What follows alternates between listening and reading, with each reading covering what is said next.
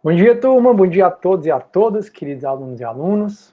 Bom dia a mais uma aula, a melhor aula do semestre, última aula de conteúdo, uma aula que a gente pode até chorar, porque filosofia contemporânea é muito chororô, né? Porque a gente discute sobre a existência humana, é onde surge o existencialismo. Meu Deus, que abuso desse barulho, ainda bem que tá acabando. Eu botei aqui no mudo, tá? Já já eu tiro do mudo para se alguém quiser falar, tá? Porque eu realmente não suporto esse barulho. Se vocês ouvissem esse barulho há 4 semestres, né? Eu garanto que vocês também teriam abuso. É como o nosso despertador, que a gente olha, tem assim, abuso, abuso, abuso, pronto. Abusa esse barulho, abuso, abuso, abuso, abuso. Tentei já tirar de todo jeito, eu não consigo. Mas, paciência, né? Só sei de uma coisa, Deus está vendo tudo, absolutamente tudo. Deixa eu baixar aqui. E aí, galera, tô só baixando aqui as atividades que eu gostei mais, que eu quero conversar com vocês um pouquinho sobre as atividades de hoje. Beleza? Cadê meu?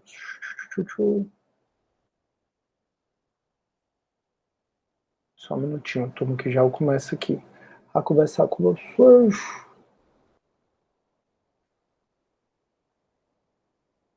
Show. Tô baixando aqui. Dos 64 alunos, 21 mandaram, né? É legal, mas pontinho extra e tal, a possibilidade de você desenvolver um pouco o lado lúdico, né? Era bom que pelo menos mais da metade tivesse mandado. Mas eu entendo que a gente tá cheio de coisa para fazer, né? Deixa eu ver. Teve até. Ô, Cauã, engraçado, meu Deus. Ô, Cauã, doido. Turma, vamos lá, vou falar agora com vocês, certo? Que eu estava baixando as atividades, né? Eu já separei aqui as que eu gostei mais para comentar um pouquinho, para dar um feedback das atividades. O Cauã botou Sidney Renascentista. Aí ele pegou uma foto minha, uma foto que eu, na foto original, eu tô a cor mais linda do mundo, né? Foi, sabe aonde? Foi em Brno. Brno é na República Tcheca, que eu passei lá uma semana. Foi massa. A Universidade de Brno, esse é o nome, chamou os agora não lembro, uns 20 professores internacionais de fora, né? Aí a gente passou uma semana lá, dando aula todo dia. Foi muito legal. Aí coincidiu que teve o Halloween lá, aí eu fui vestido de lobisomem, uma professora foi de Arlequina, outra foi uma confusão maior do mundo. Aí a universidade toda fantasiada, foi muito, muito, muito, muito legal. Aí ele pegou uma foto que eu bati nessa cidade, que eu tô lindo, e aí ele botou assim, Sidney Renascentista. Aí, tipo, me pintou. Cauã, tu fez isso como? Tu fez isso no computador ou tu desenhou isso, cara? Tu pintou isso? Me diz aí. Deixa eu dar bom dia aqui para todo mundo. Oi, Jean, bom dia. O Igor, bom dia. A Marraiana, bom dia. Juliana, bom dia. O Samuel, bom dia. Bom dia, pessoal. Calma, bom dia, professor lindo, mito. Eu vi.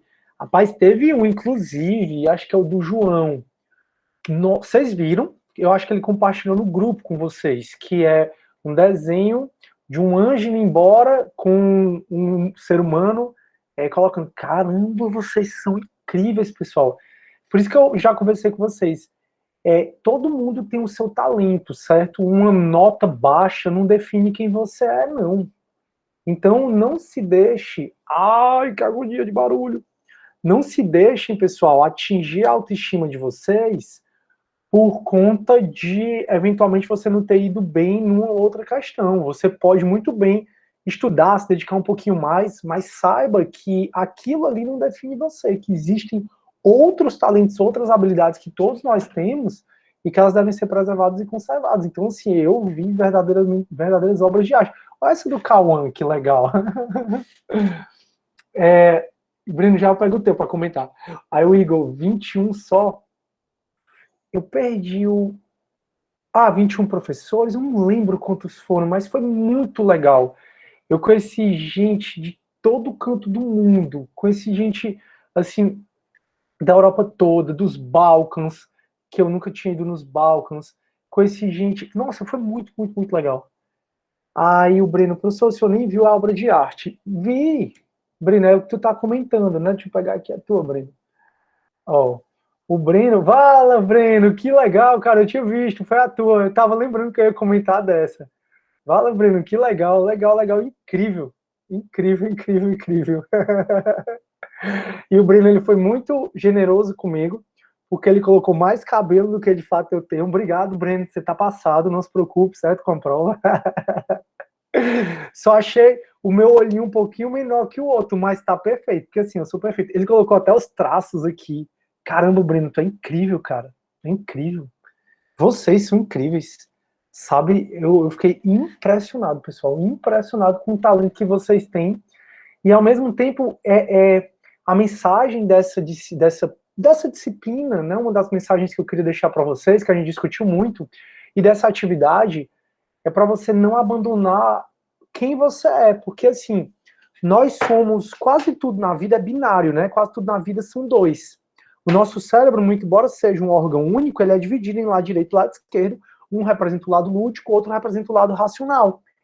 E a partir do momento que a gente entra nessa escolarização, a nossa escola vomita na gente uma quantidade de conteúdo, classificação das plantas, fórmulas matemáticas, não sei o quê, que são importantes, mas nem só o lado racional é importante. O nosso lado lúdico é muito importante. Aí uma aluna do AB, ela deu o seguinte depoimento: professor, eu queria agradecer por ter feito a atividade, porque eu me lembrei da época que eu me divertia fazendo poesia e eu pude experimentar isso de novo. O que é que ela estava me dizendo? Professor, essa forma de escola que eu estou vivendo, ela me afastou um pouco de quem eu sou, porque eu gosto de fazer poesia. E essa atividade fez com que eu me encontrasse, eu me reencontrasse comigo mesma. Tá entendendo, pessoal? O meu ponto é que a gente tem outros talentos que não é só o estudo, né? Óbvio que estudar é importante, conhecer é importante, mas quando a gente consegue também, não só, mas também lidar com um pouco do lado lúdico, olha o que vocês fizeram, pessoal. Olha essa coisa Eu não estou mostrando, tá, turma, porque isso diz muito respeito à intimidade do aluno, à individualidade do aluno, e eu não sei se o aluno se sentiria confortável ou não, à vontade ou não, para trazer, para assim, né, para eu mostrar. Quem quiser pode compartilhar no grupo, por exemplo, mas eu acho que isso é muito pessoal. A Maria Eduarda, por exemplo, ela fez uma poesia incrível. Então, assim, foi muito legal o que vocês se dedicaram para fazer. Teve um aluno que ele colocou, tipo, uma foto, aí era uma foto tipo de um Indiana Jones, aí ele com duas coisas na mão. Aí o aluno colocou legendas, né? Ser humano na transição, aí de um lado era tipo um saco, a Idade Média e sua fé, e do outro lado, na mão dele, era um ouro, idade renascentista chegando. Ou seja, ele foi brincar, né, com foto, com essas coisas, trabalhando a criatividade. Teve gente que encarou como se fosse um trabalho mesmo, teve gente que encarou como que aí era a parte que eu não queria, né? Que era você resumir o renascimento para mim. Eu deixei bem claro que era isso que eu não queria. Teve um que fez isso, mas colocou. Eu vou falando assim, você vai se identificando se foi você que fez isso ou não, tá? Ele pelo menos colocou as características do Renascimento, ele colocou pelo menos no fundo preto e as letras brancas. Foi meio forçação, né, para eu entender que isso é o lado lúdico, mas eu sou muito pró-aluno, então eu vou aceitar. Mas teve pessoas que construíram a fala fazendo um paralelo. Deixa eu ver de quem foi esse. Falou Leonardo da Vinci e a sua aventura medieval e criou uma história. Ai, deixa eu ver aqui quem foi, pessoal. Foi o Henrique. Ele criou uma história de Leonardo da Vinci com a aventura medieval, criando história. Sabe, ele falou do texto, mas no momento. Ele falou do conteúdo, mas contando uma história. Isso é que é legal. É você conseguir trabalhar um pouco o seu lado criativo. Porque para ser um bom profissional, em especial do direito, a gente precisa ter criatividade. A gente precisa ser técnico, precisa saber as leis, a jurisprudência, o entendimento do dominante, a doutrina. A gente precisa ser técnico, mas a gente precisa ter criatividade para sair, para ter uma boa saída jurídica, para criar argumentos jurídicos. E é isso o propósito dessa atividade, né? Para desenvolver essa questão. Deixa eu ver aqui. Pois, Breno, você está de parabéns, meu amigo. João Augusto, acho que foi o João Augusto, né, cara? Acho que foi tua. Deixa eu ver aqui se foi a tua. Do João Augusto. Não, não foi o João Augusto, não. Deixa eu ver aqui. Separei aqui o que construíram. Aí, por exemplo, teve gente que colocou assim um texto, né? Muitas mudanças ocorreram, mudanças no comércio, na atividade. Cara, não tenho nem como aceitar isso, entendeu? Infelizmente, não dá nem para aceitar. Enfim, eu vou fazer o que eu posso aqui para ajudar vocês, sabe? Para já assim, né? Para a maioria foi muito legal. Teve gente que fez um mapa mental, é ok, mas o mapa mental trabalha muito mais o lado racional do que o lúdico, que não era o que eu queria. Teve gente que só fez texto, né? A paciência. Aí eu dei a oportunidade, né, para vocês tentarem desenvolver certos lados de vocês, mas, enfim. A Alexia fez um desenho muito bonito. Ó, aí ela botou assim, ela fez a representação, né, de Michelangelo, aí colocou imagem feita para representar a passagem da Idade Média para a Moderna, usando o fato de que na Idade Média o corpo nu representa o pecado. Nos olhos de Deus, e na Idade Moderna a beleza do corpo deveria ser mostrada. Ela fez aquela representação do Michelangelo que eu falei para vocês, que é um encontro, né, de Deus com Adão, aquela história, ela fez muito bonito, muito legal. Eu realmente me diverti vendo aqui algumas coisas. Aí que foi essa? Foi a Ana Beatriz, fez uma poesia também, Meu Tendão de Aquiles. Muito, muito, muito bom, muito bom, muito bom. Deixa eu ver o que é que vocês estão falando mais. Usei um algoritmo de inteligência artificial, o Cauã, que usa a técnica de estilo de algumas pinturas e converte em uma imagem de sua escolha. Nossa, Cauã, tá vendo, pessoal? Essa parte, o Cauã, ele tem conhecimento técnico, ele tem conhecimento do uso de algoritmos para transformação de imagens, e aí ele pensou, ele foi muito criativo, aí ele, pronto, o que é que eu posso fazer com esse meu lado técnico? O que é que eu posso fazer com essa razão que eu sei? Eu vou então ele fez o link. Era isso que eu queria que vocês tivessem feito e que boa parte da galera que fez a atividade conseguiu. Breno, 21 alunos que mandaram o trabalho, prof, a atividade. Foi, exatamente. Aí o Breno redimir. Não, Breno, foi incrível você. Incrível, incrível. Aí se for uma que tem dois caras apertando a mão, fui eu, João Augusto. Pois é, João Augusto, para mim era João Augusto, mas eu não tô achando o teu. É porque tu não conseguiu enviar pelo Ava, não foi? É por isso que eu não tô achando. Não foi isso que tu tava no último minuto e não enviou? Foi uma coisa assim, não foi? Aí redimir, aí se for, foi o João Augusto, a tu mesmo que eu tô falando, foi incrível. Tu mostrou para eles, ou João Augusto? Fiquem à vontade para socializar entre si no grupo, tá? Mandem a de vocês, que vocês achem que tem que mandar, tá? Não é uma obrigação, não. E como eu disse, eu não estou apresentando para vocês porque é algo muito pessoal, mas eu realmente gostaria de mostrar alguns aqui, né? Mas é muito pessoal, não vou fazer isso com o meu aluno, não sei se meu aluno vai se sentir à vontade. Até porque é algo da personalidade dele, né? É, eu mesmo fui convidado a fazer um teste, né, de psicológicos, um teste, pra saber, aí me perguntaram depois, né, e aí, como é que você sentiu? Eu senti que eu deixei minha alma aí para vocês, porque um teste da psicologia, né, um teste psicológico que vai analisar tua inteligência emocional, vai analisar o teu QI, vai analisar a tua personalidade, são testes que dizem muito respeito a quem você é, né, então quem você é sua alma.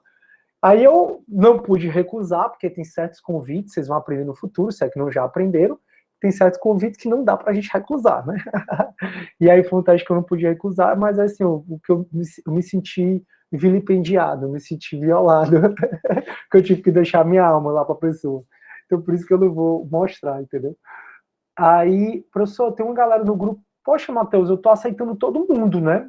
Não sei o que tá acontecendo. Eu disse para eles tentarem de novo, que eu tô olhando pra tela. Às vezes eu saio para olhar os trabalhos, mas enfim, espero que tenha dado certo aí. Aí eu tava com zero de criatividade no dia, prof. Aí nem fiz para não entregar qualquer coisa. Certíssimo, Antônio Neto. Até porque não vai adiantar entregar qualquer coisa. Todos eu já analisei, eu sou muito pro aluno, mas tem uns de texto assim que não vai dar, infelizmente, para aceitar, não. Porque foi porque eu atrasei 10 minutos da entrega. Pois é, João Augusto, eu recebi, mas eu dei um carão na Bianca. Bianquinha, olha, eu vou receber, foi tu e outra pessoa. Mas tu tem que parar também, tem que ponderar as coisas, porque eu sei que às vezes a gente faz uma coisa achando que tá bom, que é legal, que vai ajudar tal, mas a gente está no papel de educador. Então, vocês estão ainda no primeiro semestre, mas se acostumem com uma coisa chamada prazo, já que a gente vai trabalhar no direito. Então, eu, oficial de justiça, tenho um prazo, juiz tem prazo, de advogado tem prazo, e o prazo é fatal. 1 minuto, por isso que eu nunca deixo nada para a última hora, porque na última hora tem a lei de Murphy, né? Tem a lei do caos. Na última hora, bate o carro, a internet quebra, falta energia, não sei o que. Eu nunca deixo nada para a última hora. Eu, inclusive, eu disse para vocês, né? Eu estou terminando a administração lá na UES. Aí tem uma história de uma mobilidade acadêmica. Aí começou essa semana, eu estou fazendo disciplinas em outras universidades estaduais por essa mobilidade acadêmica. Eu estou fazendo na Estadual de Minas, na Estadual do Rio Grande do Norte e na Estadual do Maranhão. Começou essa semana. Galera, eu já tô aqui loucaço. Eu tenho atividades para entregar, daqui a 15 dias eu já vou fazer, daqui para amanhã já tá tudo feito. Exatamente porque eu não gosto de deixar nada para a última hora, porque eu sempre fui muito acostumado com prazo, né? E a gente do direito, aí é que a gente tem que respeitar prazo mesmo. Vamos para frente. Por mim pode mostrar, então, calma, eu vou mostrar o teu. A Fabiana, não, a pobre da Fabiana, entrando em aula errada. Faz parte, acontece, já aconteceu até comigo. O Fabiana, pode ficar tranquila. Normal isso aí. Eu tô só comentando um pouco sobre os trabalhos, tá? Tô dando feedback. Alex, eu até já falei do teu. Desculpa o atraso, tá fazendo trabalho de última hora aí, ó. Alex, na última hora. Não tem problema não.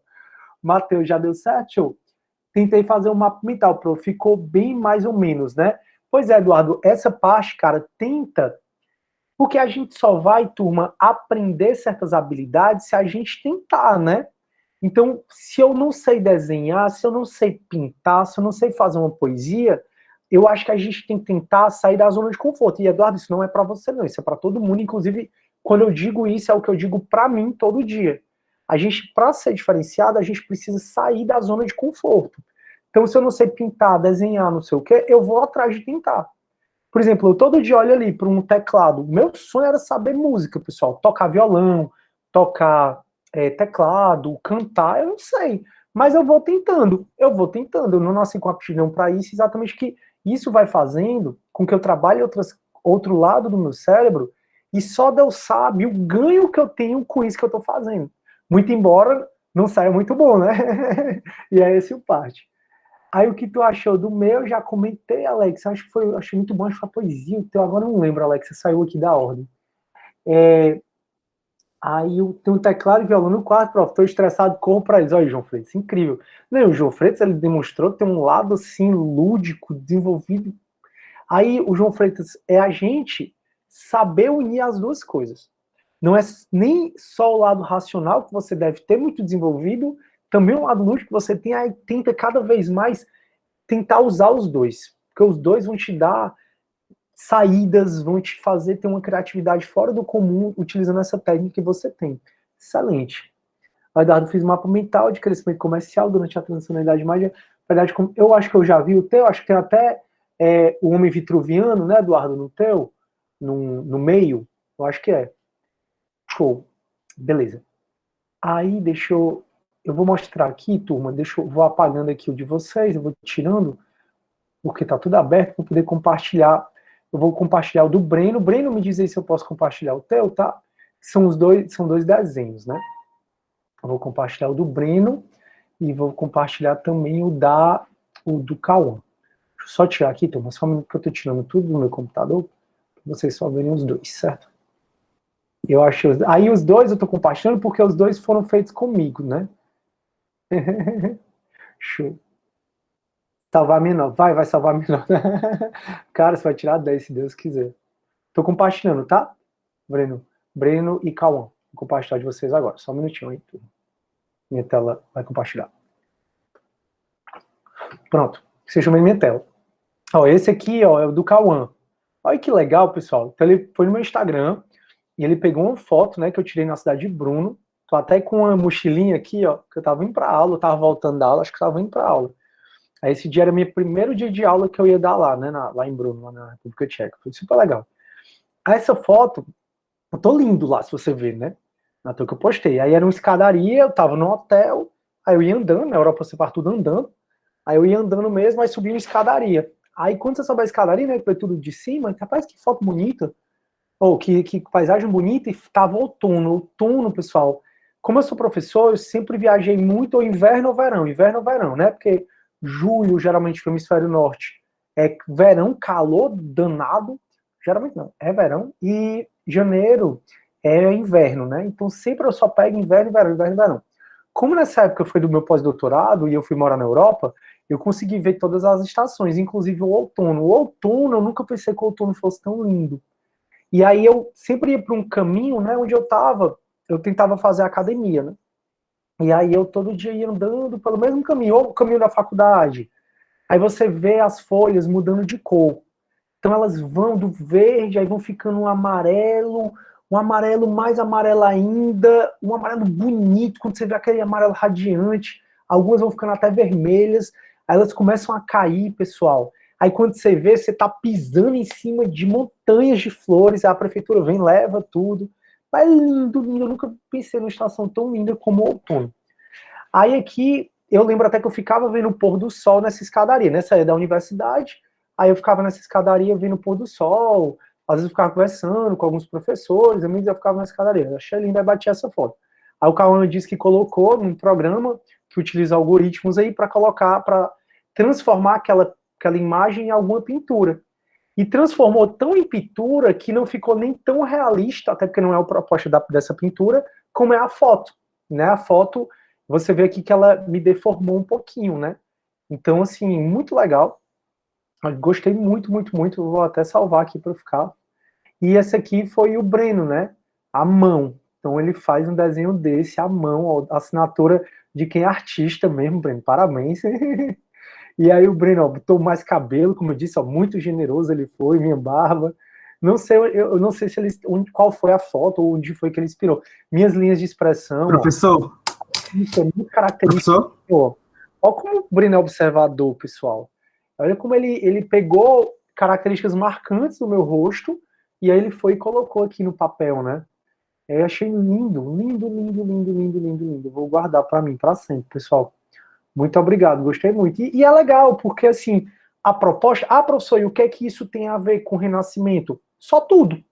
Tudo porque a proposta da atividade foi convidá-los a ir para o Renascimento, né? Século XIV, aliás, século XIV, XV, XVI, que é o Renascimento, ou ir para o Iluminismo, lá no século XVIII.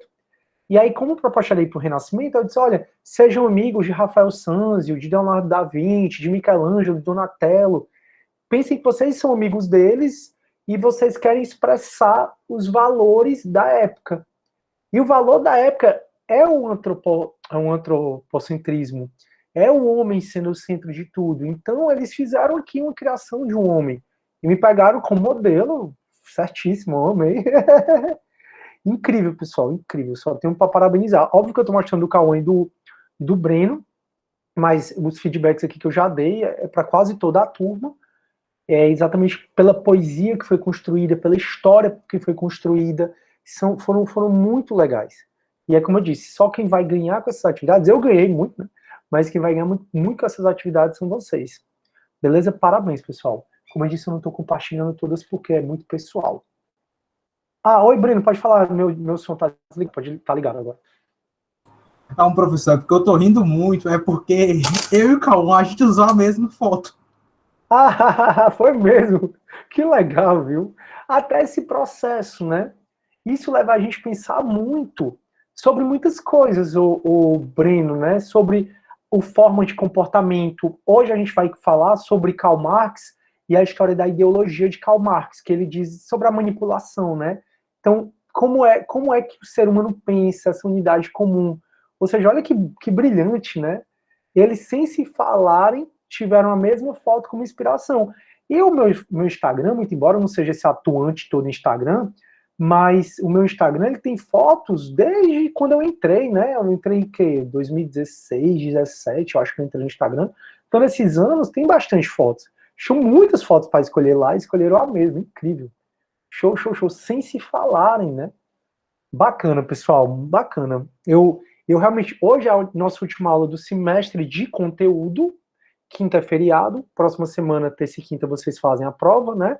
E aí a gente volta aqui dia 14, que é uma terça. Só confirmar se terça é dia 14 mesmo, turma? Então a gente volta aqui, não, dia 15. A gente volta aqui dia 15, que é uma terça, e aí a gente corrige a prova e realmente acaba o nosso semestre, né? Mas hoje é a última aula de conteúdo, e a sensação que eu tenho, que eu tive com a B, com o CD, é uma sensação de leveza, de dever cumprido. Eu acho que vocês evoluíram muito, eu acho que vocês se transformaram muito, que é a proposta da filosofia, né?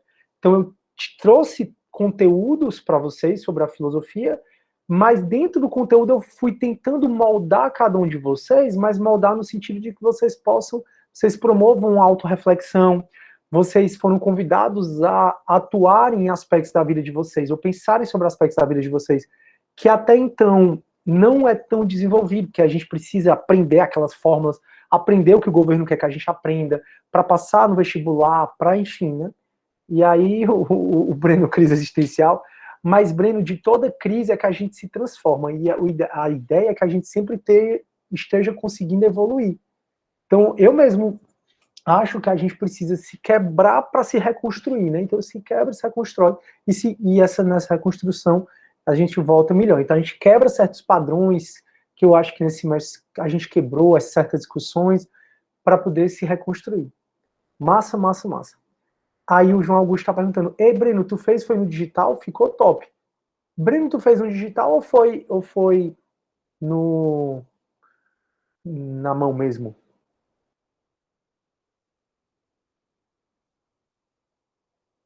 Pode dizer, meu som tá ligado, tá tudo.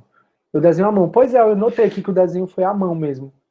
É incrível, incrível. Tá aí, pessoal, um talento que eu queria ter é esse de desenhar, de fazer. Não tenho, mas é algo que eu preciso também me dar a oportunidade de tentar, né? De ir, de fazer, porque senão, de entrar num curso, por exemplo, o curso ajuda muito, mas para vocês não é o momento, tá? Para vocês, você já tem coisa demais para fazer, não vão botar muito coisa não, porque senão vai dar estresse, vai dar crise, aí acaba não fazendo nada. Oi, Giovana, seja bem-vinda, linda. Não tem problema não. Eu sei que todo mundo está atravessando muitas questões, matando muitos leões para estar aqui hoje. Eu estava só dando feedback dos trabalhos, que inclusive foram incríveis. Eu não consigo fazer uma linha reta no original, mano.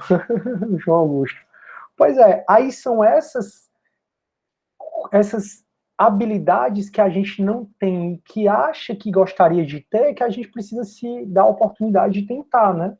Como eu já disse várias vezes, eu gostaria muito de saber tocar teclado, violão, saber cantar, essas coisas.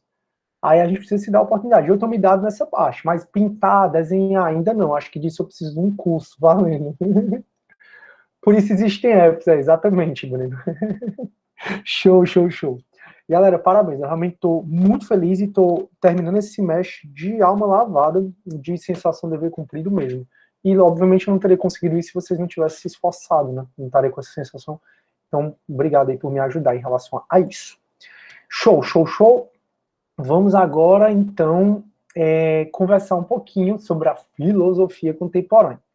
Turma, se você está numa vibe mais não tão feliz hoje, essa aula ela é um pouco pesada, tá? Porque, assim, a filosofia, ela nos ensina, né, a pensar, a autorrefletir, até porque, como eu já disse, Sócrates conhece a ti mesmo.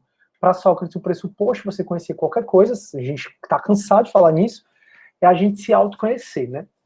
E o autoconhecimento, ele nem sempre são as mil maravilhas, né? A gente, às vezes, fica meio assim, espantado com a nossa personalidade.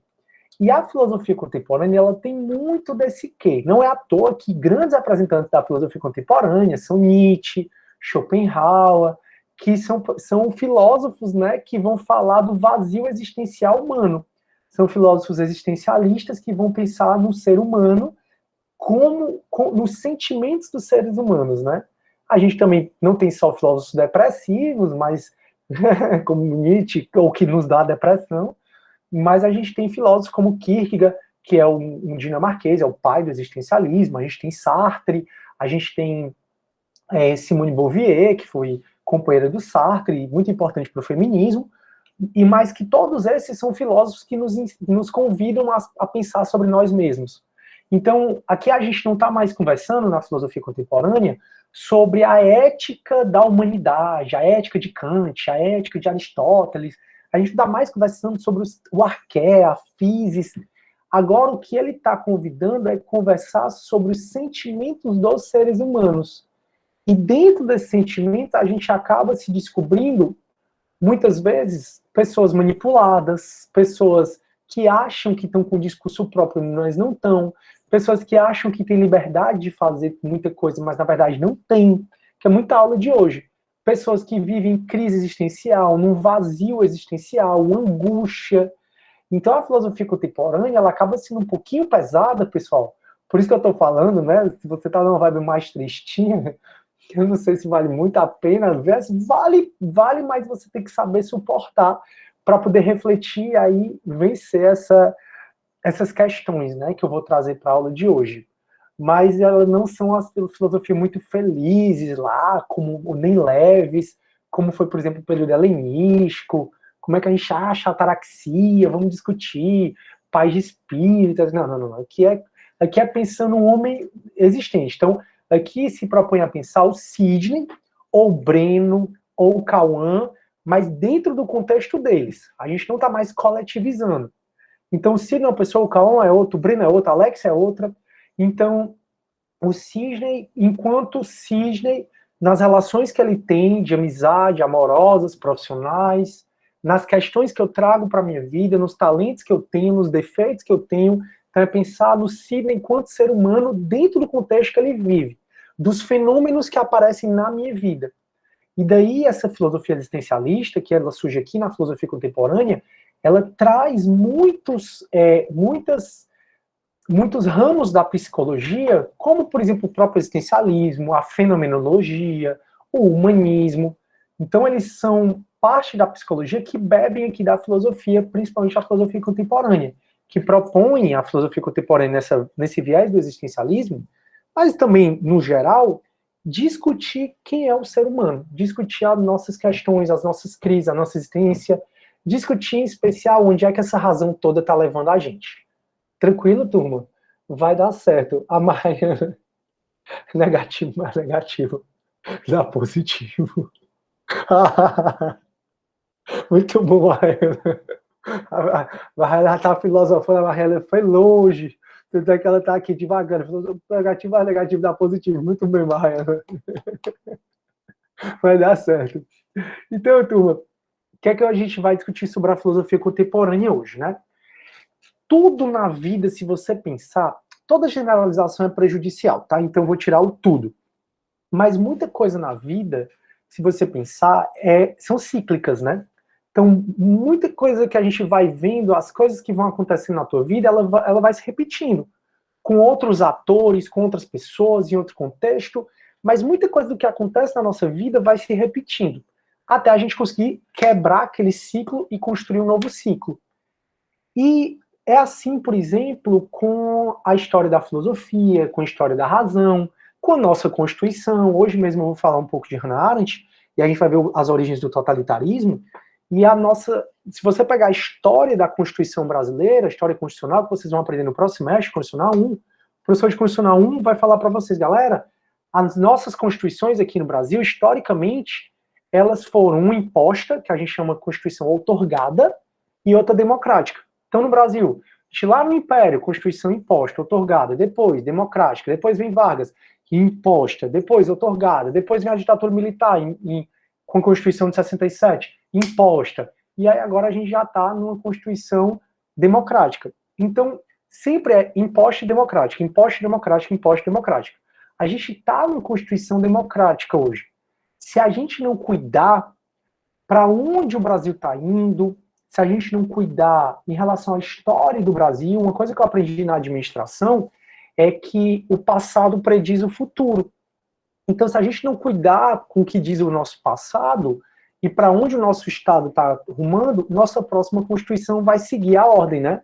Já que a gente está na de 88, que é a mais democrática que já existiu, a próxima vai ser imposta e volta um regime autoritário, que é muito uma discussão aqui da filosofia contemporânea. Então, eu estou falando tudo isso de ciclos, só para a gente recapitular uma coisa que eu já falei várias vezes. Como na filosofia, a história dela é nem razão tanto, muita razão. Então, antes disso já a filosofia não era muita razão. Aí veio a filosofia com a antiguidade clássica, principalmente com Aristóteles, a razão ao extremo. Aí chega a Idade Média, razão subordinada à fé. Nem tanta razão tanto. Aí chega o Renascimento, mais razão. Chega o Iluminismo, só razão. E aí agora chega a filosofia contemporânea e a crise da subjetividade, a crise da razão, a crítica à razão, que é o que ela se propõe. Ou seja, a razão do iluminismo, ela perde tanta força aqui na filosofia contemporânea.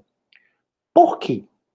Porque vocês devem lembrar, e aí o trabalho foi para isso, né, que na filosofia da Idade Moderna, eles quiseram romper com os valores da Idade Média. E quiseram trazer um antropocentrismo onde o homem é o centro de tudo.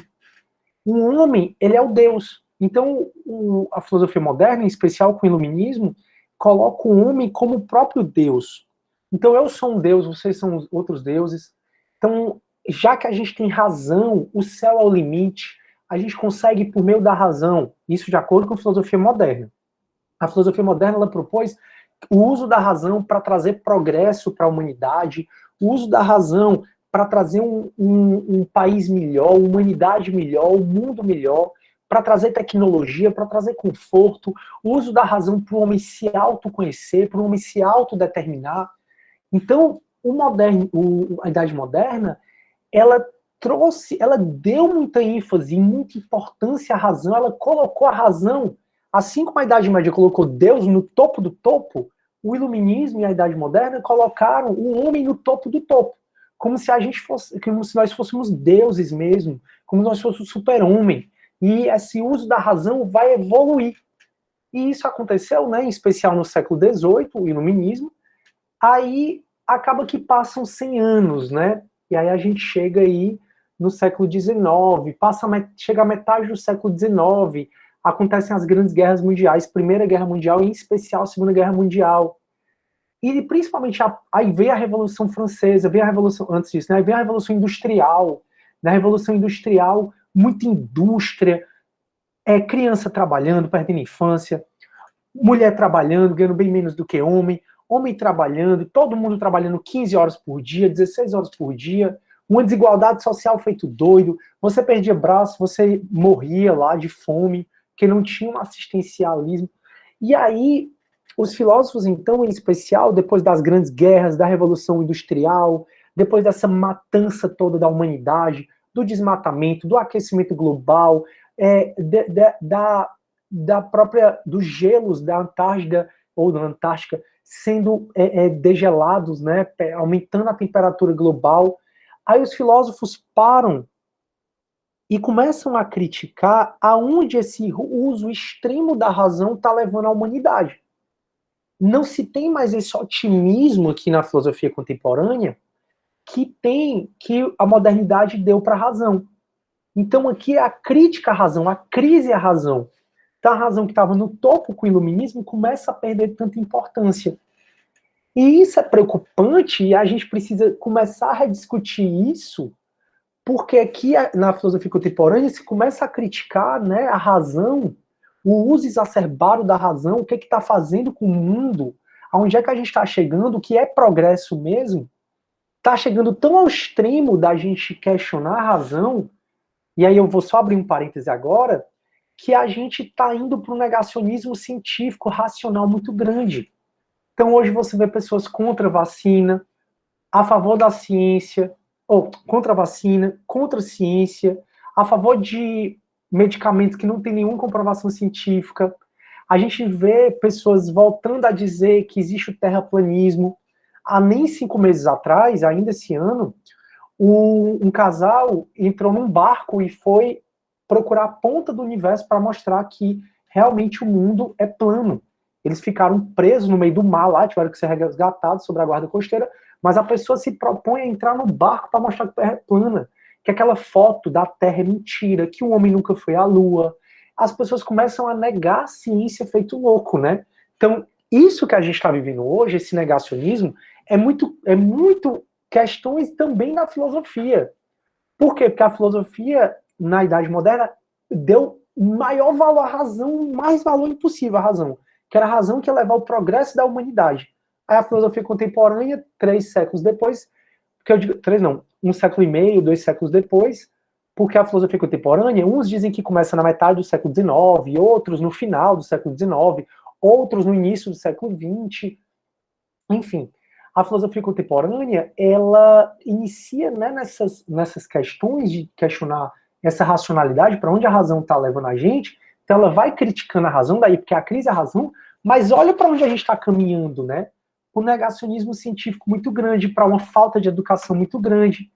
E eu estou abrindo esse parêntese porque uma das filósofas contemporâneas é Hannah Arendt, que tem vários livros, eu vou já falar um pouco da biografia dela, mas uma das coisas que Hannah Arendt traz, né, no livro dela, A Origem do Totalitarismo, é como o Estado totalitarismo ele surge. Porque, por exemplo, o nazismo ele tinha apoio de bem 90% da população alemã. Então, o que faz as pessoas fecharem os olhos para um genocídio, como foi o nazismo? O que fazem surgir regimes totalitários como o fascismo? E aí ela vai conversando, a Hannah Arendt, nesse livro dela, As Origens do Totalitarismo, vai conversando sobre o que faz, como faz surgir esses regimes totalitários e como é que consegue alienar a população de maneira tal que a população apoia, como o nazismo foi apoiado muito, como o fascismo tem sido apoiado muito.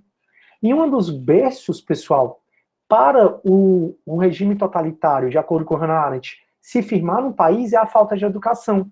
É a população deixar de fazer manifestação, é a população deixar de questionar. Por isso que essas manifestações são muito importantes. Então a gente está caminhando para, por exemplo, uma presidência que tem uma relação simbiótica com o exército. Então agora a grande crise, né, do exército é porque o exército ele deve servir ao Brasil, o exército não deve ter partido.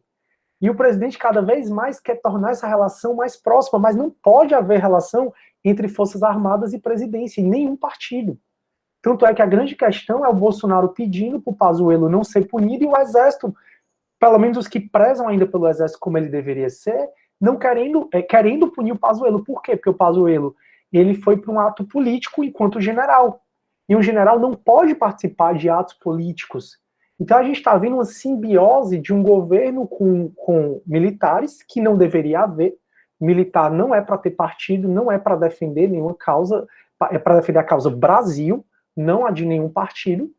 E aí a gente está vendo um governo negacionista, um governo onde ele está, né, contra a vacina. Então é os memes de agora, né?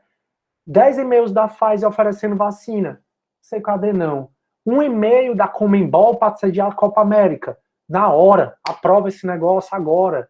Então, a gente está num governo que nega vacina, que defende remédios sem comprovação científica, que faz aglomerações. A gente está num governo onde o MEC nunca teve um orçamento tão reduzido em toda a história do Brasil. Então, nunca a educação teve tão pouco dinheiro como está agora. A gente está se discutindo a privatização ou o fechamento de universidades públicas. Olha aí a UERJ. Já tem projetos de lei de deputados estaduais do Rio de Janeiro para fechar o UERJ, para fechar as universidades. E essa questão de não ter educação, de acordo com a Hannah Arendt, é o berço para os regimes totalitários. Então a gente tem um presidente de extrema direita, e eu estou falando tudo isso, pessoal, eu não estou criticando, nem estou falando isso, nem A nem B, não, eu só estou trazendo elementos, fatos, no direito nós somos cientistas, a gente analisa fatos sociais que pode coadunar. Então, olhando o passado do nosso país, nosso passado do nosso país é o quê? Constituição autoritária e Constituição democrática, autoritária e democrática, autoritária e democrática. Está na mais democrática, a próxima vai ser o quê? Considerando tudo isso. Considerando que a gente está sem educação, que está no negacionismo científico muito grande, para onde tudo isso está levando a gente? Essa questão de extrema-direita para onde está levando a gente? É para um regime totalitário? Isso vai ser bom? Isso vai ser ruim? E aí tudo isso que eu estou trazendo só para a gente conversar, porque já que a gente está sobre filosofia, tá? Então o que eu quero, esse parêntese que aí eu estou fechando agora, é só para a gente discutir que a filosofia contemporânea, ela se propôs, né, a criticar esse progresso da razão, a crise da razão, porque a razão não levou a gente num progresso como foi prometido na Idade Moderna, pelo contrário, o mundo nunca teve tão bagunçado, temperatura global aumentando, desmatamento aumentando, degelo, doenças aumentando, e fome aumentando, desigualdade social aumentando, ou seja, o progresso que a Idade Moderna tanto prometeu pelo uso extremo da razão, não aconteceu. E aí, se a filosofia contemporânea está pregando isso, né, que essa crise da razão, a gente também tem que ter cuidado para não criticar a razão tão forte que a ponto de chegar ao negacionismo como a gente está vivendo hoje, onde a ciência não vale nada. É melhor o achismo da cloroquina do que uma vacina que tem eficácia comprovada. É melhor a gente promover aglomerações como a Copa América do que ser a favor do isolamento social, que é o que tem mostrado, e são dados, que realmente diminuiu o número de mortes em relação à pandemia, né? Enfim, são só coisas que eu tô jogando. Tá tudo bem, turma? Posso continuar? Sim, não? Para também, pessoal, a gente precisa aprender, né, que a gente está do direito, que a gente precisa discutir. Não taxem as pessoas. Porque com um discurso desse, pode ter gente ouvindo aí, ixi Maria, professor é PT, a favor do Lula, não sei o quê. Eu nunca falei nem no nome de Lula aqui. E se o Lula no poder, ou a Dilma no poder, como estavam, e eu dava aula de filosofias, era criticando, assim, era trazendo fatos positivos, negativos sobre o governo, entendeu? Então, se vocês pegarem minhas aulas passadas, eu estou falando também de política, porque a gente precisa se acostumar a discutir política sem rotular a pessoa. Ah, comunista, não sei o quê, ah, bolsominion, não sei o quê, tá bom, turma? Então, não estou aqui nem contra, nem a favor do PT, nem contra, nem a favor do governo Bolsonaro. O que eu estou discutindo são questões filosóficas, né, de filosofia política, já que nós somos do direito, tá bom? Show, show, show? Beleza. Então, pessoal, a filosofia contemporânea, ela vai criticar nessa parte da razão. Porque para a modernidade nós somos super-homens, a gente que determina o nosso próprio comportamento usando a razão, a gente que tem liberdade usando a razão, e a filosofia contemporânea pega elementos de Freud, de Karl Marx, e vai dizendo assim, foi mal, modernos, vocês estão totalmente errados. Por quê? Porque a filosofia moderna, ela prega que a gente usando a razão, a gente é livre, né? Aí vem ninguém menos, ninguém mais do que Freud, que nasceu em Viena, e ele, pai da psicanálise, traz o conceito de inconsciente, dizendo que o ser humano não é tão livre assim como ele acha que é. Dizendo que a gente não tem essa habilidade ou esse poder de usar a razão acima de tudo. Porque a gente tem um inconsciente que fica mandando pulsões, e são essas pulsões que determinam muito o nosso comportamento. Que existe a nossa razão, que barra essas pulsões, mas nem sempre essas razões conseguem barrar essas pulsões. Aí vem o ato falho, vem a histeria, vem certos comportamentos da gente, que é muito mais com base no que a gente não controla, que é o nosso inconsciente, do que com o nosso consciente. Aí chega, então, a filosofia contemporânea e diz assim, sinto muito, modernos, a gente não tem essa capacidade toda de autodeterminar a nossa vida, não. Porque, na verdade, quem determina a nossa vida, muitas vezes, são questões relacionadas ao nosso inconsciente que a gente nem conhece, daí porque é inconsciente. Então, moderno, sinto muito, vocês não são tão livres, a gente, ser humano, a gente não é tão livre como a gente pensa, não. E a gente não é tão livre nem interiormente falando e nem exteriormente falando. Interiormente falando, a gente não é tão livre por conta do inconsciente, como eu já disse, e exteriormente falando, Karl Marx ele vai trazer um conceito chamado de ideologia. E Karl Marx ele vai pregar que a classe dominante ela escolhe um discurso, defende um discurso, e 80%, boa parte da população, aceita esse discurso como verdadeiro. Olha durante a Idade Média, que o rei é o representante de Deus na Terra. 14 séculos a humanidade dizendo que o rei era o representante de Deus na Terra e aceitando ser subjugado pela igreja. Olha na Idade Clássica, né, na Antiguidade. O trabalho denegria o homem. Então, só quem trabalhava era escravo. E toda a sociedade achava isso. Olha a idade que a gente tem agora. O pensamento que a gente... O trabalho enobrece o homem. Então, a classe dominante, que muitas vezes é minoria, escolhem certos discursos, falam esses discursos E a maioria das pessoas, 95% da população, sem saber, ainda que inconscientemente, começa a reproduzir discursos que, na verdade, não é um discurso pensado, é um discurso imposto para vocês. Então, para vocês e para mim, né? Quantas vezes, turma, a gente não repetiu algo que não era algo que a gente parou para pensar? Quantas vezes você não brigou por política? E quantas vezes nossos pais, a gente, repete discursos a favor, contra o Bolsonaro, a favor, contra o Lula, que na verdade não são discursos da gente, que a gente nem conhece a história direito, a gente nem sabe, mas está repetindo porque a gente viu ou ouviu alguém falar. Então a gente acaba sendo pessoas presas e manipuladas, e aí eu volto para a caverna de Platão, sem nem saber. Então, primeiro, você não tem essa liberdade toda que você acha que tem, porque quem manda em você é o seu inconsciente. Tudo bem que sua razão, seu ego está lá tentando barrar essas pulsões, mas essas pulsões, elas passam. E é o que vai determinar muito o teu comportamento. Então, você não tem esse comportamento todo livre que você acha que tem. Internamente, você é preso. E quando eu falo você, tá, turma, não me entendam mal não, tá? Eu me incluo nisso também, tá? Pelo amor de Deus. E então internamente nós somos presos, externamente também, porque boa parte dos nossos discursos são discursos irrefletidos, são discursos da classe dominante que quer que você fale aquele discurso e acredite naquele discurso. Então você defende o Lula, ou defende o Bolsonaro, ou defende a vacina, ou defende a cloroquina, sem nem ter propriedade, conhecimento suficiente para dar defendendo com tanto afinco aquilo que você está defendendo, que é a tal da ideologia trazida por Karl Marx. Então vem a filosofia contemporânea e critica essa história dessa razão extrema que a Idade Moderna trouxe. Critica essa história de progresso que a Idade Moderna diz que a gente ia ter. Que aí é outro ponto que eu queria conversar com vocês, essa história de progresso. Já que vocês não estão falando nada, eu vou continuar aqui. Então, a gente não é tão livre, o ser humano não é Deus, longe de ser Deus.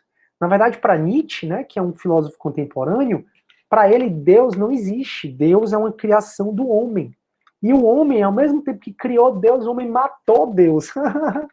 O Nietzsche, então, ele vai falar dessa parte, né, vai criticar muito essa parte do ser humano ter criado Deus, que é causa de muita morte, guerra, é a história de religião, também é muita causa de salvação, sem sombra de dúvida, mas também a religião traz muito guerra, morte, essas coisas todas, então Nietzsche vai criticar isso. E aí, a filosofia contemporânea, além de criticar, né, essa questão toda de botar a razão no ápice, o homem como super-homem, o homem livre, que aí a filosofia contemporânea está mostrando que o homem não é tão livre assim, a filosofia contemporânea vem criticar a ideia de progresso que a Idade Moderna tanto pregou que, usando a razão, a gente ia chegar no progresso. Como assim? Vocês devem lembrar que um dos motivos de ter surgido o Renascimento foi a descoberta do Novo Mundo, né? A descoberta das Américas. Galera, deixa eu beber água aqui, porque se eu falo muito, eu fico rouco. Então, a descoberta das Américas. Aí, qual era a ideia de progresso, né? Então, quando a gente vê os portugueses chegando aqui, encontrando os índios, o que é que os portugueses pensaram? Nossa, que povo atrasado. Nós alcançamos o progresso muito mais longe do que esse povo. Aí, a filosofia contemporânea, ela diz assim, olha, ter progresso não é ter mais tecnologia. Existem várias formas de ter progresso. Cada povo é composto por indivíduos que são diferentes, que têm histórias diferentes, e cada povo pode assar o seu progresso de maneira diferente do outro povo. Então, você colocar o conceito de progresso como um povo que tem mais tecnologia é o que também dá base aos regimes totalitários. Então, o que é que aconteceu aqui no Brasil? Os portugueses chegaram porque eles eram tecnologicamente, eles eram tecnologicamente mais evoluídos, né, do que os índios, acharam os índios uma população super atrasada, e o que é que eles fizeram? Trouxeram a desgraça. Trouxeram o Brasil do jeito que ele é hoje. Então eles chegaram aqui, trouxeram o cristianismo para os índios, catequizaram os índios, eles escravizaram os índios, trouxeram os degradados, trouxeram escravos, trouxeram ladrões, eles desmataram, levaram nosso ouro, e transformaram o Brasil do jeito que é hoje. Será mesmo que esse progresso prometido pela Idade Moderna, será mesmo que essa ideia que os portugueses tinham mais progresso do que os índios, né, do Brasil, quando chegaram aqui, será mesmo que tem razão? Ou a gente poderia considerar os índios uma comunidade com muito mais progresso do que os portugueses? Por quê? Quando os portugueses chegaram aqui, os índios viviam em paz com a natureza. Os índios não se matavam quanto eles se matavam. Os índios não desmatavam. Os índios não matavam uns aos outros. Não tinha essa chacina toda. Não tinha essa questão dessa religiosidade toda. Então, a filosofia contemporânea ela passa a questionar muito esse conceito de progresso que a modernidade trouxe. Moderno não é, pessoal, você ter mais evolução tecnológica. Isso aí é progresso também, mas a custa de quê? De quanto? Tá, a gente tem ar-condicionado, a gente tem casas, a gente tem bomba atômica, a gente tem foguete, a gente tem televisão, computador, carros, mas o custo de tudo isso?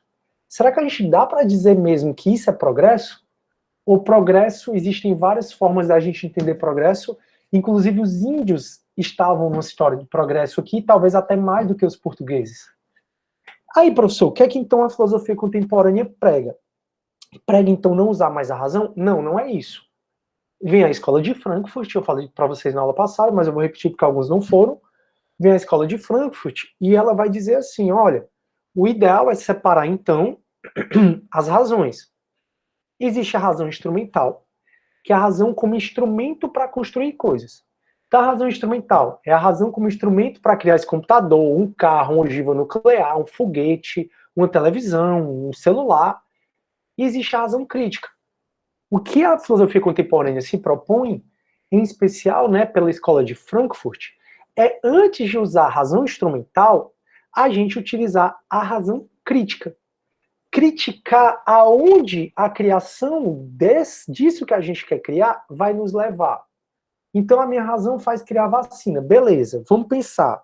Vai ser bom ou vai ser ruim para a humanidade? Ah, não, vai ser bom por isso, por aquilo outro. Vai ser ruim porque pode acontecer isso, aquilo outro. Vamos pesar prós e contras da vacina? Ah, não, pró. Então vamos criar. Vamos criar um carro autônomo. Vai ser bom por isso, por aquilo outro. Vai ser ruim por isso, por aquilo outro.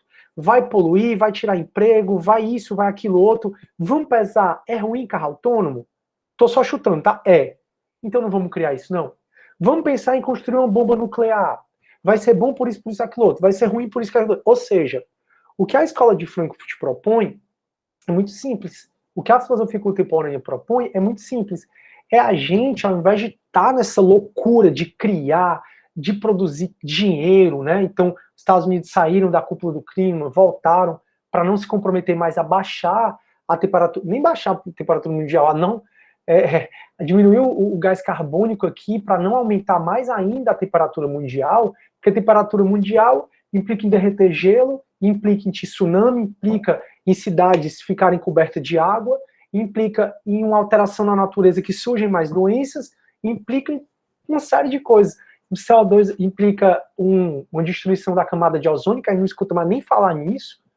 Enfim, aí os Estados Unidos saem porque se eles não saírem se eles saem porque eles vão dizer assim, não, vai atrasar o meu progresso do meu país se eu não puder produzir para baixar a temperatura como hoje eu produzo.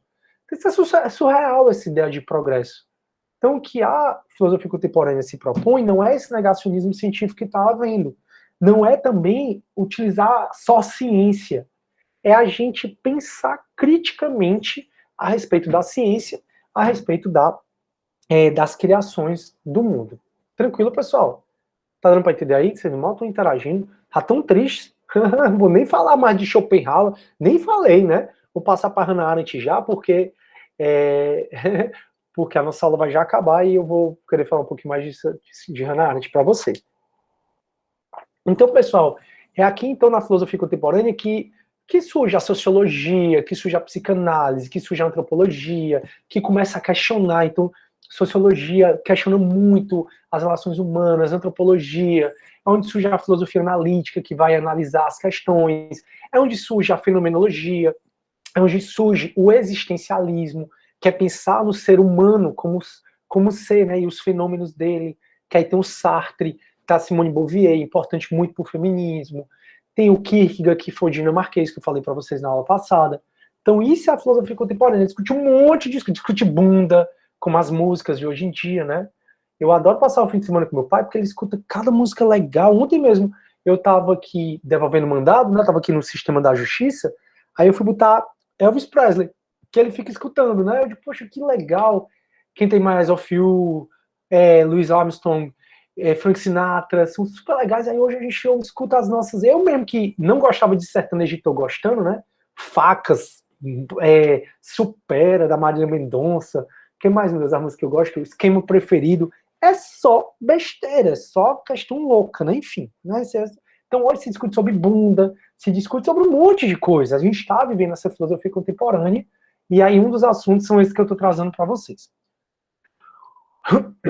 Desculpa.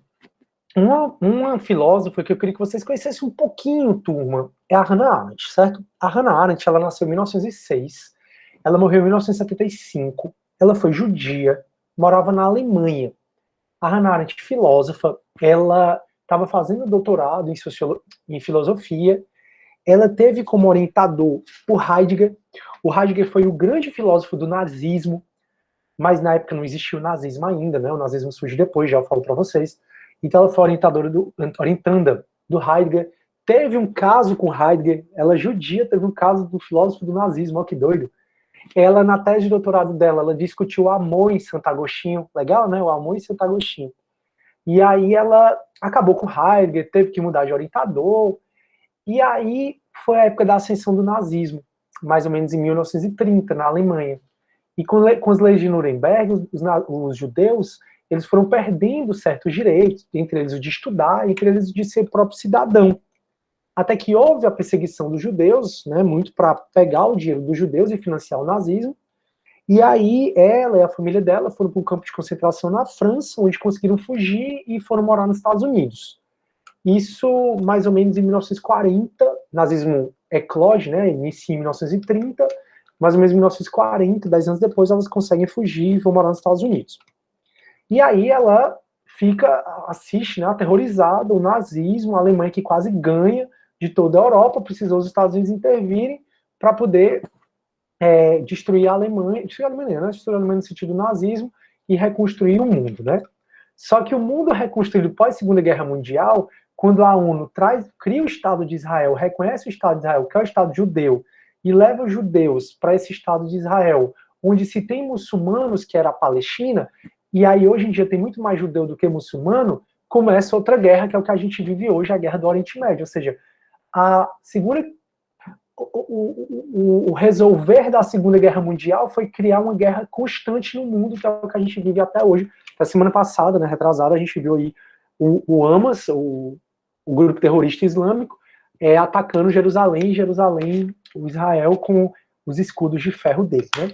Mas, enfim, o que eu quero dizer para vocês é que ela vira professora lá nos Estados Unidos, e aí o que é que acontece? Como depois da Segunda Guerra Mundial foi reconhecido o Estado de Israel, o Estado judeu, Jerusalém vira a capital, e aí os judeus, o que é que eles querem? Querem fazer os nazistas pagarem pelas milhões de mortes que existiram contra os judeus. E aí os israelitas começam a investigar onde estão os judeus, ou onde estão os nazistas, né? Para onde eles fugiram.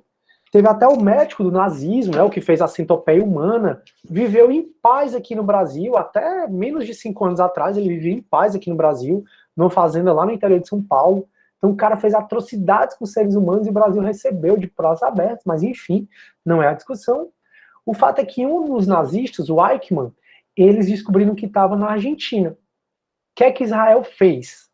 Mandou agentes secretos de Israel, como se turistas fossem para a Argentina, localizaram o Eichmann e prenderam o Eichmann e levaram o Eichmann de volta para Jerusalém. O que já começa errado, né? Um Estado, né, Israel, não poderia ter invadido a Argentina assim, não. Ela deveria ter falado para a Argentina que o Eichmann estava lá, pedido para as forças argentinas, para a polícia argentina, prender o Eichmann, pedir a extradição do Eichmann. Israel não fez nada disso. Só que Israel, ele capturou o Eichmann, sequestrou o Eichmann e levou lá para Jerusalém. E aí, naquela época, não existia internet, e todo mundo, né, devagarinho ficou sabendo que Jerusalém tinha capturado o Eichmann e agora ia ter um julgamento do Eichmann lá em Jerusalém. Ia ser criado o chamado Tribunal de Exceção, que aqui no Brasil não pode. Tribunal de Exceção é um tribunal criado para julgar crimes que já passaram. Hoje, o tribunal tem que existir, as regras têm que existir para o crime cometer e aí ser punido por esse tribunal. Então, o mundo todo mandou correspondentes dos jornais, principalmente, para Jerusalém para assistir e cobrir esse julgamento do Eichmann. E aí a Hannah Arendt ela foi a escolhida para representar o The New Yorker, que era um jornal de Nova York, ainda existe, é um jornal muito famoso, e aí ela foi cobrindo o The New York, foi para cobrir, né, e ser correspondente do The New York nesse julgamento. Então ela foi para Jerusalém e ficou assistindo o julgamento dele. Quem foi o Eichmann, afinal? O Eichmann ele foi um nazista e ele foi o responsável pela logística dos judeus, ciganos, homossexuais para o campo de concentração. Então a gente vê naqueles filmes trens abarrotados de seres humanos levando para os campos de concentração, e quem organizava a logística, e que foi muito exitosa a logística, foi o Eichmann. E o Eichmann ele estava então sendo julgado pelos atos dele no nazismo. E aí a Hannah Arendt ela foi preocupada sobre como ela, enquanto judia, vítima do Holocausto, como é que ela ia se sentir. Então ela chegou com muito medo de, poxa, será que ele vai despertar em mim aquelas questões todas, um medo, um fervor, não sei o quê? Isso tudo ela conta no livro dela chamado Eichmann em Jerusalém, A Banalidade do Mal. Então são 2 livros que eu extremamente recomendo para vocês, Origens do Totalitarismo e Eichmann em Jerusalém. São livros difíceis, tá? São livros pesados, mas é um livro que você aprende muito sobre o antissemitismo, sobre o antijudaísmo, você aprende muito sobre cultura antijudaica, enfim. E aí ele pegou e foi ser correspondente, e aí ela, quando viu o Eichmann tem até foto dele, se você quiser botar aí na internet, ele atrás de uma cúpula de vidro, assim, para os judeus não quererem matar ele durante o julgamento, ela vê um homem como qualquer outro, um homem fraco, magro, ranzinza, de óculos, um homem normal, como eu, como você, um homem normal, nada demais. E aí ela, poxa vida, como é que pode um cara responsável por tantas mortes ser um cara desse, comum, simples?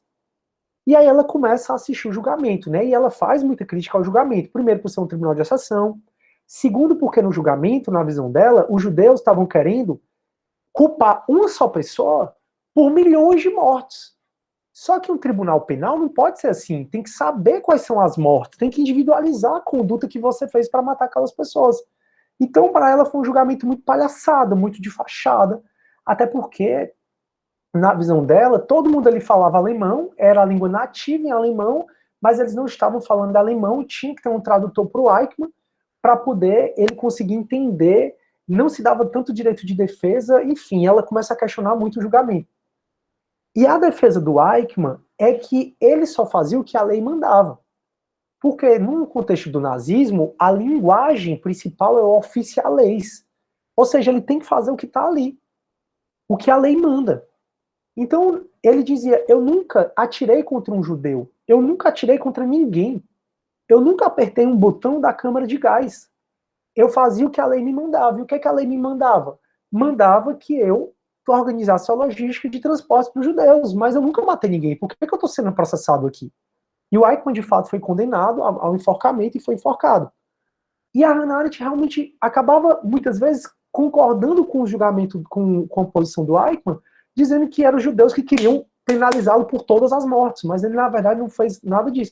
E eles, aí ela, na visão, né, desse existencialismo, né, tentando entender o Eichmann no contexto, ela dizendo, é um homem de inteligência mediana, medíocre, que fez o que fez, porque ele gostava muito de ascensão social, para buscar outros postos dentro lá do nazismo, e que era um homem que não enxergava o mal que ele fazia. E aí ela começou a se questionar, quantos de nós não somos assim? Quanto de nós a gente não fecha os olhos para um genocídio porque é mais conveniente? Quanto de nós não enxergamos o mal ao nosso lado e a gente faz questão de não se importar com ele para a gente não ter que se envolver? Quantos de nós não vê uma violência, não vê fome, não vê miséria, não vê um genocídio, é palavras dela mesmo, e a gente não fecha os olhos? Porque ela começa a se questionar sobre isso, porque ele era um homem normal, de inteligência mediana, pai de família, sem peso na consciência nenhum. Ele mesmo diz, eu não matei ninguém, eu só estava obedecendo as ordens, eu não tenho peso na consciência nenhum. Então, como é que um pai de família faz uns atos terríveis e monstruosos como esse, e esse pai de família não se importa? Assim, não se importa, que eu digo, não enxerga o mal que está fazendo. Aí ela começou a questionar sobre a humanidade. E realmente a gente, muitas vezes, defende genocídios, defende questões, o mal, fecha os olhos porque é mais cômodo. Eu quero ter mais conforto nesse cargo, então eu vou fechar os olhos para essas coisas. Então, para ela, o mal é banal, o mal é superficial. Vocês, a gente enxerga o mal e a gente não se importa com isso. Então, quantas e quantas pessoas não doem quando vê algum mal e finge que não estão vendo só para poder não se envolver? E aí ela questiona sobre o bem e sobre o mal. Então o mal é banal, o mal é superficial, todos nós, a gente muitas vezes comete o mal e não se importa com o mal, como é o caso do Eichmann. E isso é muito existencialismo, tá, turma? E já o bem não, o bem é mais complexo, o bem requer devoção, o bem requer entrega, o bem requer muita renúncia. Daí porque, muitas vezes, beatos renunciam tudo para cuidar do outro. Isso é o bem. Ele é mais complexo, é mais difícil do ser humano entender. Então, esse livro dela, né, Eichmann em Jerusalém, ela vai narrar todo o julgamento do Eichmann e vai refletir sobre todas essas questões que eu estou conversando com vocês. Vale muito a pena você ler esse livro, certo? Como eu disse, não é fácil. E ela acaba concluindo dessa forma, que o mal é banal, que o mal a gente tem, todo mundo tem, mas que, na verdade, o bem é que é mais complexo de fazer. O bem é mais complexo para o ser humano do que o mal. Doido, né? Deixa eu ver. O Breno, professor, as melhores músicas são aquelas dos nossos pais. Muito a refletir também, acho. Breno, traumatizante experimento da centopeia humana. Exatamente. E aí esse cara é surreal, pessoal. Ele viveu no Brasil. Vocês viveram junto com esse cara. Eu vivi junto com esse cara. Muito embora ele em São Paulo, a gente aqui mais viveu. E o Brasil, e ele era um grande fazendeiro lá, vivia no conforto. Se você olhar, as pessoas achavam ele normalmente, as pessoas gostavam dele. E era ele que fazia experimentos com os seres humanos, né? Prof, você já leu Sociedade do Cansaço? Não, João Freitas, nunca li, não. E minha ignorância é tão grande, João Freitas, que eu nunca nem ouvi falar. Pra ser bem sincero. Vou colocar aqui para pesquisar um pouco. Muito embora eu estou preferindo, mas eu já cheguei, pessoal, já sou pós-doutor, já estou aí na minha segunda graduação, né? Vou fazer uma terceira, se Deus quiser. Já sou concursado, já sou professor universitário, então eu posso me dar o luxo de fazer o que eu vou falar agora, né? O que eu faço. Vocês estão na época de brigar para alcançar tudo isso, tá bom? Então não façam isso, não. Que eu vou falar. Mas eu estou me dando o direito de só ler livros de literatura, assim, de história, fantasiosas. Então, por exemplo, acabei Torturado, acabei Um Filho de Mil Homens, aí agora eu estou lendo Oceanos de Solidão. Eu comecei a ler Osho falando sobre o ego, mas aí eu disse, não, esse é livro técnico, não quero mais ler, não. Aí eu vou dar uma olhada nesse Sociedade do Cansaço, mas se ele for meio pesado, eu não vou ler agora, não. Boto na minha lista para eu ler um dia, porque realmente eu tô querendo mais tranquilidade. Né? Aí deixa eu ver. Professor, você já. Pronto, já foi. Muito bom, genial esse livro. Pronto, valeu, João Freitas, pela indicação. Gosto muito. Os melhores livros que eu leio são livros que os meus alunos indicam. De verdade. Aí o Eduardo, né? Meu avô, o Eduardo é o nosso armênio, né? E pertinho ali da Romênia. A Romênia, de acordo com a Hannah Arendt, a Romênia ela teve uma cultura muito anti-judaica. Aí o Eduardo tá falando assim, meu avô veio pro Brasil da Alemanha junto com os nazistas que fugiram. Caramba! De verdade, agora o teu avô, ele foi do nazismo ou não? Meu armênio, meu alemão. Ele era, né? Pois é. E pessoal, a gente fala assim, nazista, aí olha logo. Mas, turma, diz a história que grande parte da população alemã era nazista. Concordava com o nazismo. É como se aqui se implantasse um regime totalitário, e aí eu tenho um filme alemão que explica mais ou menos essa lavagem cerebral, chamado A Onda. Recomendo demais que vocês assistam. É um professor na sala de aula que ele resolve fazer experimento com os alunos e acaba dando no que dá, que eu não vou falar para não dar spoiler. Mas o A Onda é surreal. E é muito que a crítica da Hannah Arendt sobre os regimes totalitários, porque os regimes totalitários, se eles surgem, é porque ele tem apoio da população. Se a ditadura surgiu, é porque tinha um apoio da população, não é à toa que a ditadura ficou aqui 20 anos, né? Ou seja, se vier uma nova ditadura, um novo regime totalitário, é porque tem apoio da população.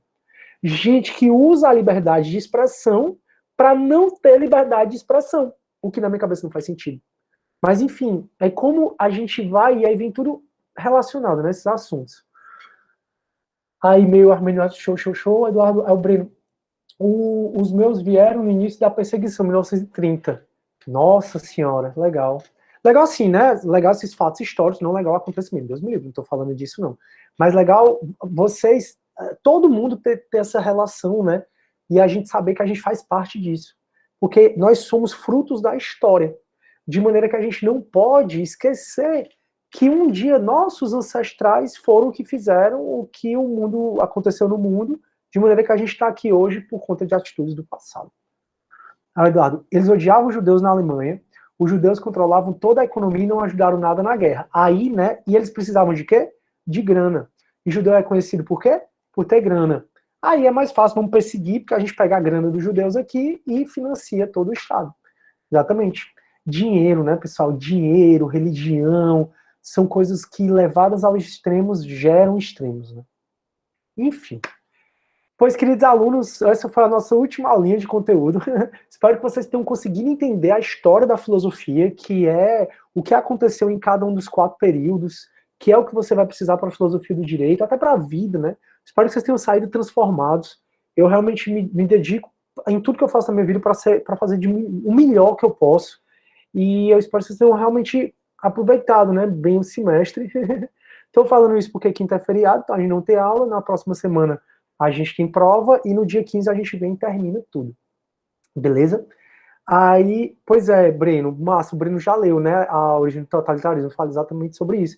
Vale muito a pena a gente, principalmente se vocês são do direito, discutir essas questões. Pois, queridos alunos, vou ficando por aqui. Fiquem todos com Deus, boa prova, tá? A prova tem questões objetivas e subjetivas. Quem não quiser fazer a prova, quiser fazer o trabalho, as orientações da segunda chamada já estão no AVA. Obrigado por tudo, pessoal. Obrigado mesmo, de verdade. Valeu aí pelos agradecimentos, Ana, Luiz, Laura, show de bola. Fiquem com Deus, vou parar a gravação. E é isso, a gente se vê dia 15, tá bom, turma? Obrigadão, Maria Clara, grande Eduardo.